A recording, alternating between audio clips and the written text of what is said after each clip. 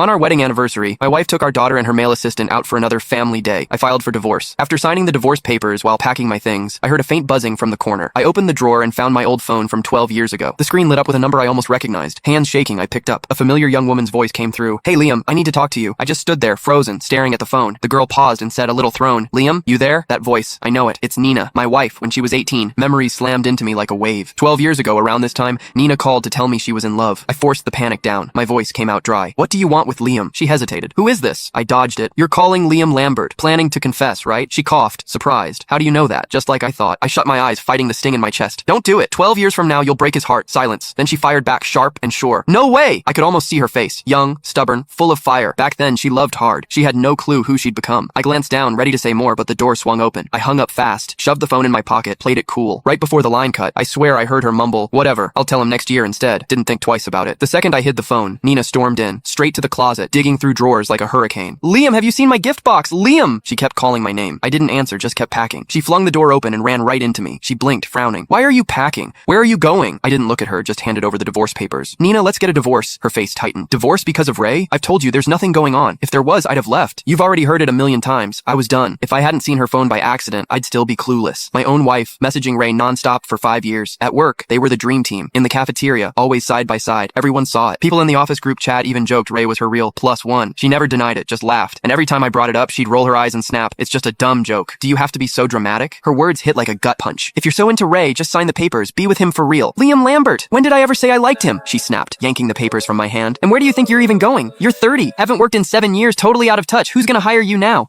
How are you gonna survive?" Cold, brutal. 7 years ago, Nina and I were both prepping for interviews at one of the top companies in Avondale. The day before, I got into a car crash while out grabbing fruit for her. Shattered my leg. 3 months in bed. She went solo. Nailed it. When the offer came, she hugged me tight, whispering, "Liam, you got hurt because of me. My job's just starting and Sasha's still little. Stay home with her. I'll take care of us." Thinking about it made my chest twist. I wanted to snap back, say something, anything, but the words just died in my throat. Nina ripped the divorce papers to shreds. That's when her anger finally cooled. "I'm gonna pretend you didn't say any of this. Don't bring it up again." She turned to leave, then stopped at the door. "Oh, where's the gift box?" I kept my eyes down. "Bottom shelf of the closet." "Got it." She grabbed the sleek box, then hesitated at the doorway. "Wait for me at home. I'll be back soon to celebrate our anniversary." A bitter smile pulled at my lips. So she had remembered our anniversary. I'd seen that box yesterday. Inside was a custom suit from a high-end brand. I'd wanted one for years, but never pulled the trigger. At first, I thought it was for me. My heart actually jumped. Then I took it out. Wrong size. Found the card tucked inside. For Ray. Yes, I'd been fooling myself the whole time. That moment, more than anything, made me sure I wanted the divorce. Maybe it was that weird call earlier, but I pulled out my phone and scrolled through the old call log. Nina's confession from way back then. I saw it. The date had changed. It wasn't 12 years ago anymore. It was 11. And I remembered what she'd said right before I hung up. "Whatever. I'll tell him next year instead." My stomach dropped. Could 18-year-old Nina actually mess with the future?